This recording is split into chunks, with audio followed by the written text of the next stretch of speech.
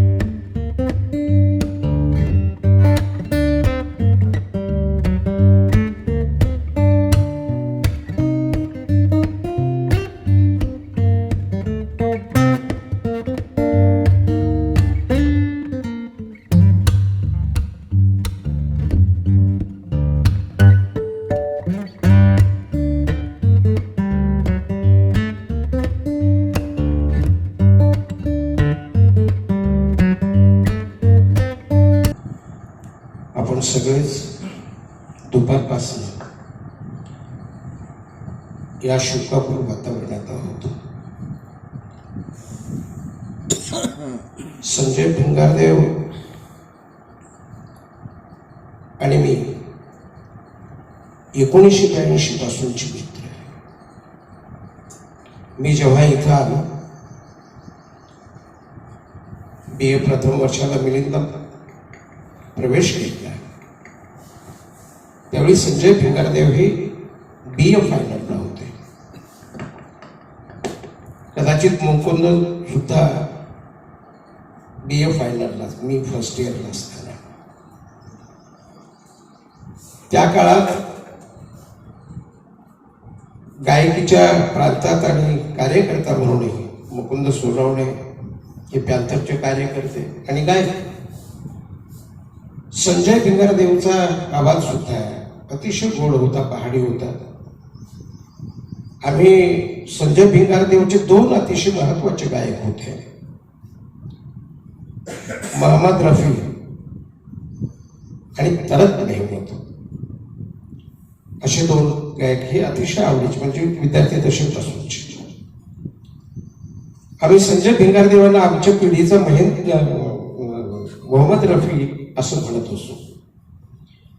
झलक झलक पायल लागते हे त्याचं अत्यंत आवडतं गाणं, जे मोहम्मद रफीनं गायलेलं आहे आणि शास्त्रोक्त पद्धतीचं ते गाणं आहे। किंवा ए मेरा जोहर जुबी तलत मेहमूदाचं गाणं अत्यंत आवडतं गाणं त्यांचं। संजय भिंगारदेव लॉ करायला गेले डॉक्टर बाबासाहेब आंबेडकर विधी महाविद्यालयात, आणि त्यावेळची खूप चांगली अशी टीम, जे राजेंद्र गोडबोले आणि इतर काही जण हे त्यावेळचे सवंगड संजय भिंगारदेवचे। संजय भिंगारदेवाने अतिशय परिश्रमातून, तुम्ही सांगितलं दीपकजी बोलले आणि रगडेजी बोललेले आहेत, अतिशय परिश्रमातून संजय भिंगारदेव उभे राहिलेले होते। माणसाला मोठं होता येतं, परंतु सुसंस्कृत होता येतच असं नाही। माणूस लेखक म्हणून मोठा असतो, नेता म्हणून मोठा असतो, परंतु संवेदनशील सुसंस्कृत असा माणूस त्याला होता येत असं नाही।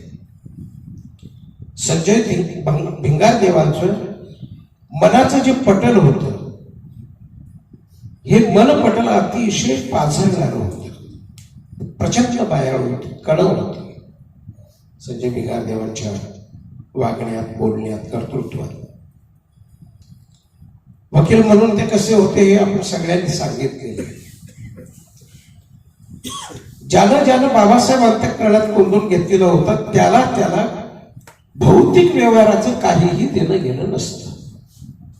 संजय भिंगारदेवाला सुद्धा भौतिक व्यवहाराचं काहीही देणं घेणं नव्हतं, कारण बाबासाहेब अंतःकरणात कोंडलेलं होतं। आणि म्हणून सगळ्याच गटातटांचे नेते, कार्यकर्ते संजय भिंगारदेव यांच्याकडे माझा वकील म्हणून जात असे।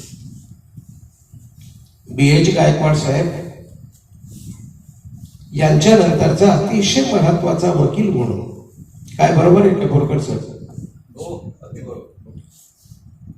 रमेश भाई, BH गायकवाडांच्या नंतर समाजाकडं, कार्यकर्त्यांकडं, चळवळीकडं इतक्या सहृदयतेनं, संवेदनशीलतेनं पाहणारा वकील म्हणून संजय भिंगारदेव यांच्याकडे आपण पाहत आलेलो आहोत. अष्टपैलू नेतृत्व, अष्टपैलू व्यक्तिमत्व, खेळात असेल, गाण्यात असेल, विधितज्ञ म्हणून असेल, मित्र म्हणून असेल. माझं आणि त्यांचं जेव्हा आम्ही बैठकीमध्ये बसायचो तर अत्यंत खडाजंगी व्हायची, अत्यंत खडाजंगी की जसं भांडण चाललंय. परंतु तिथून उठल्याच्या नंतर जयवीर, मी त्यांना दादा म्हणायचो. वास्तविक पाहता ते माझ्यापेक्षा खूप लहान होते, परंतु दादा म्हणावं एवढं ते व्यक्तिमत्व. आणि म्हणून मी त्यांना दादा म्हणायचो. तर त्यांना म्हटलं, हे तुमचं जे काही व्यक्तिमत्व याचं कारण काय? तर ते म्हणे, देवामध्ये देव, सगळ्यात श्रेष्ठ भिंगारदेव. संजय भिंगारदेव साहेबांच्या वडिलांसोबत दुधना काळेगावला गेलो होतो रात्री. आणि तेव्हा नंतर भिंगारदेव मला येऊन भेटले आणि दादा तुम्ही वडिलांसोबत गावी जाऊन राहिले. मित्र, सांगण्याचा मुद्दा हा आहे की नंतर आमचा एवढा पुष्पाना झाला. मुकुंदरावनं सांगितलं, तो माणूस म्हणजे व्यवसायापेक्षा मैत्री जपणारा माणूस होता. व्यवसाय तो कोणी जपतं, परंतु व्यवसायाला सोडून मैत्री जपणं हे संजय भिंगारदेवचं फार मोठं काम होतं. आणि मला असं वाटतं की संजय भिंगारदेव सारखे मित्र कोण जोपासलेच नसते. महामानवाला प्रथम मी अभिवादन करतो. चौफेर माध्यमातून व्यक्तिमत्व फसवणारे एकमेव अशा ॲडव्होकेट संजय भिंगारदेव साहेब, की ज्यांनी मला 1988 साली ज्यावेळेस भारीत अधिवेशन घेण्यासाठी माझ्यावर जबाबदारी आली होती, बाळासाहेबांनी माझ्यावर जबाबदारी टाकली होती, ते करण्यासाठी पुढील टीम सर माझ्यामध्ये राबलेत. असं एक व्यक्तिमत्व सगळ्या ह्याच्यातून दिले. मित्रांनो, मी या ठिकाणी अनेक लोकांनी, अनेक मोठमोठ्या व्यक्तींनी या ठिकाणी त्यांच्याबद्दल चांगलं बोलले, परंतु काही सूचनांचा या ठिकाणी आपण आदर करणं फार कर्तव्य आहे. की केवळ एक सभा घेऊन आपण चालणार नाही. तर भिंगारदेव साहेबाच्या नावानं, जसं आता खंडाळकर साहेबांनी या ठिकाणी सांगितलं, गायकवाड साहेबांनी सांगितलं, चांगलं एखाद्या कॉलर मुलांना उच्च करण्यासाठी जे काही आपल्याला प्रोत्साहन पण काही करता येईल ते आपले बोरकर साहेबांच्या उपस्थितीमध्ये आमचे एक बैठक घेऊया आणि पुढील कार्यक्रम जाहीर करूया. एवढंच या ठिकाणी बोलून माझ्या कुटुंबाच्या वतीने मी आदरांजली करतो. कारण ते करणं फार जरुरी आहे. केवळ एक सभा घेऊन काही चालणार नाही आपल्याला. दरवर्षाला आपण काही गोष्टी आपण करू.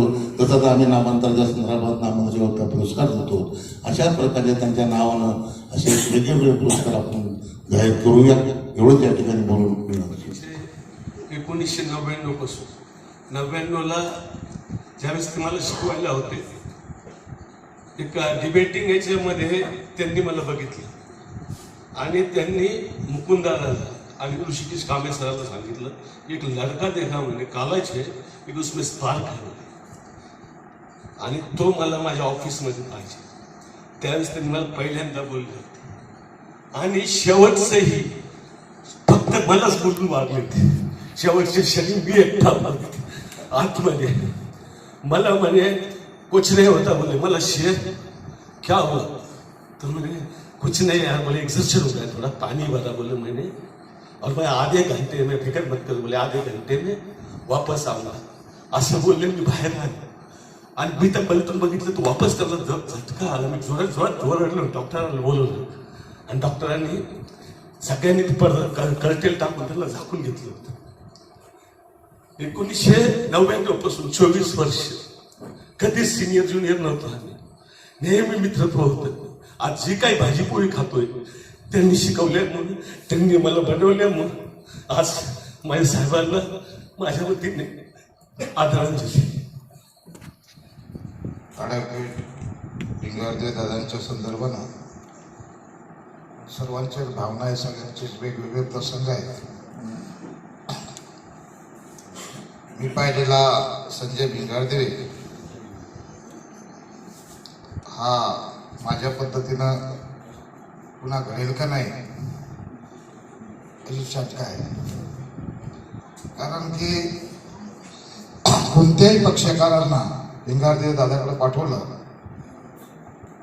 तर पाठवत असताना मी त्यांना सांगायचो की दादा खूप गरीब आहे, त्याला कसं पाठवलं मला माहित आहे, त्याच्याकडं येण्या जाण्यासाठी पैसे आहेत की नाही हे मला माहित नाही, तर तो मला काही देऊ शकतो की नाही हे मला माहित नाही, पण त्याला मदत करणं लय गरजेचं आहे. तो अडचणीमध्ये आहे, त्याच्यावर अन्याय झालेला आहे. तर दादाने म्हणायचं ओके ओके मला कळालं. त्या माणसाला ते विचारायचे, त्याची केस स्वीकारायचे, स्वतःच्या पैशाने त्याला नाश्ता खाऊ घालायचे आणि नाश्ता केल्यानंतर ते केस दाखल झाल्यानंतर त्याला विचारायचे.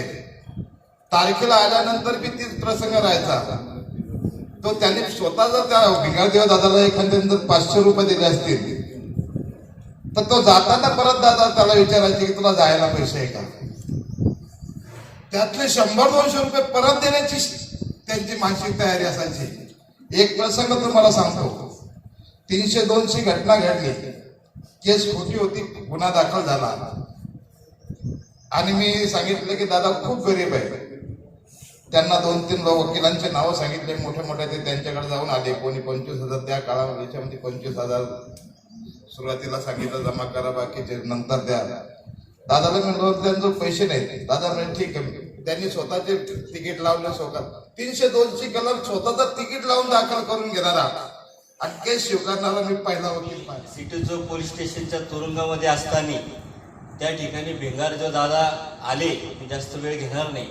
आणि दादा आल्याच्या नंतर दादाने आम्हाला बघितलं, कोण कोण रे या इकडे. आम्ही लॉकअपच्या जवळ आलो आणि हसले. त्यांची जी हसण्याची स्टाईल होती ते हसले आणि पॅन्थर है बोले, तुम कुछ डरने की बात नहीं, मैं हूँ और कुछ नहीं होगा, तुम बिंदास रहो. अशा पद्धतीनं त्या ठिकाणी हिंमत देण्याचं काम आम्हाला केलं.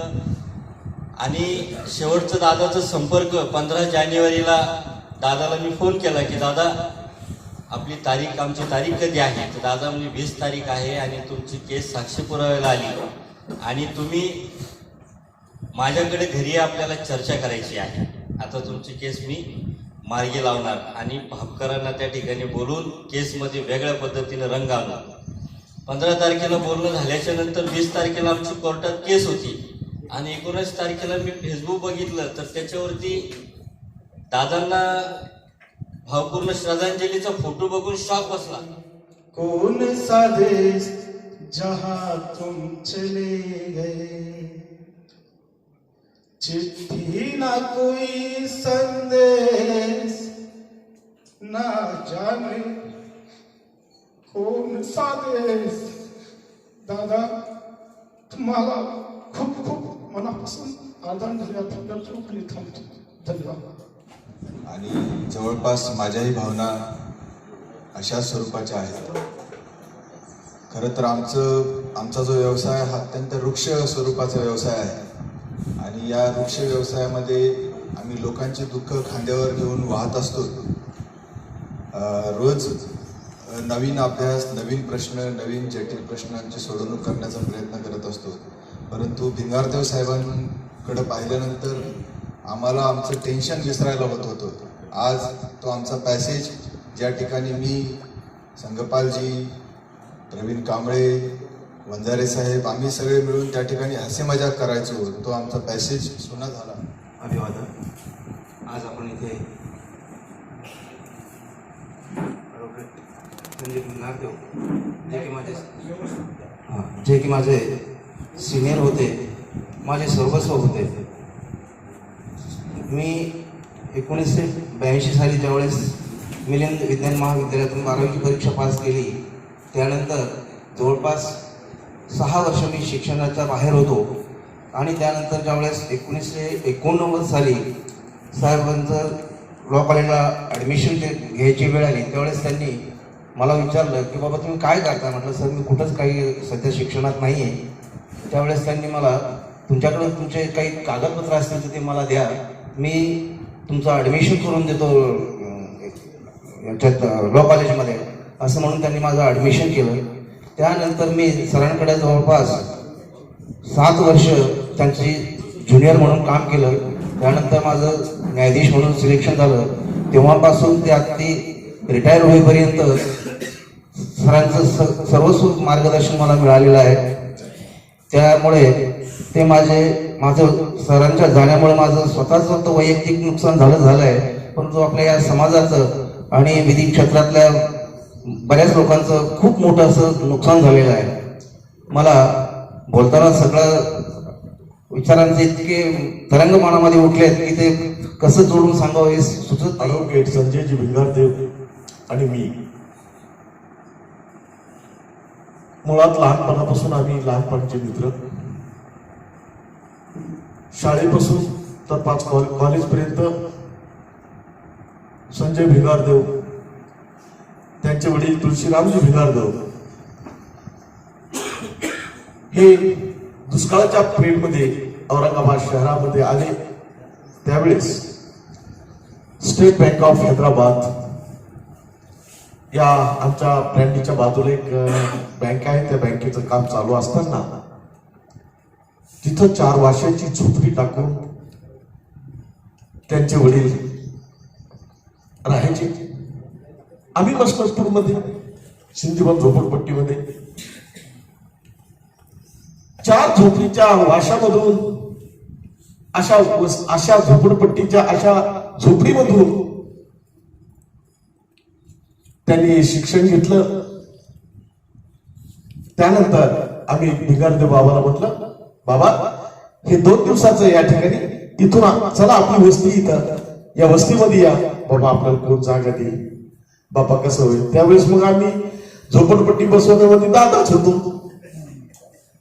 बाबा चला तुम्ही. बाबांना तिथं आणलं, बाबांना जागा दिल्या. बाबांना 10-12 म्हशी घेऊन टाकल्या. मग या 10-12 म्हशी बाबा सांभाळायचे. भिंगारदेव, संजय भिंगारदेव कॉलेजला असताना या 10-12 म्हशीचे दूध स्वतः पिळायचे. ते बाबाच्या आवडी करून द्यायचे. ते सायकलवर जायचे आणि बुरवायचे. अशा पद्धतीनं त्यांना एवढ्या दुःखातून त्यांचा हा परिवार सांभाळला. कौन सा देश जहां तुम चले गए, चिट्ठी ना कोई संदेश, ना जाने कौन सा देश. दादा तुम्हाला खूप खूप मनापासून आदरांजली थांबतो. धन्यवाद. मी खूप सिनियर बघितली जॉईन करण्यापूर्वी की आपण कुणाला जॉईन झालं, तर मी भिंगारदेव सरांना जॉईन कशामुळे केलं होतं की ते जे व्यक्तिमत्व होतं ते व्यक्तिमत्व हे रिलेशनचं व्यक्तिमत्व होतं, नैतिक व्यक्तिमत्व होतं आणि प्रोफेशनल कमिटमेंट इतकी निष्ठा होती की जर एक तारीख जरी घ्यायची असली तर सर संध्याकाळी 6 वाजेपर्यंत थांबायची, पण तारीखच घेऊन द्यायची, त्या दिवशी सुद्धा पूर्ण करून द्यायची. म्हणजे सर प्रोफेशनल कमिटमेंट अशी होती. आणि आता बऱ्याच लोकांनी सांगितलं की सरकडे हे लोक यायचे, गरीब लोक यायचे, फटके लोक यायचे. तर मी सांगतो, मी सरांसोबत कंटिन्यू 20 वर्षापासून सोबत आहे. आणि मी सरांना रविवारी सुद्धा भेटायचो. म्हणजे आमची एवढे हे होते, म्हणजे मी सतत त्यांच्यासोबत. मी प्रॅक्टिसमध्ये सरांची एक गोष्ट ही ऑब्झर्व केली की सरांकडे फटका येऊ द्यात का IAS ऑफिसर येऊ द्यात, कोणते डॉक्टर येऊ द्यात, कुठलाही लेवलचा माणूस द्या, सगळ्यांना ट्रीटमेंट सारखी होती.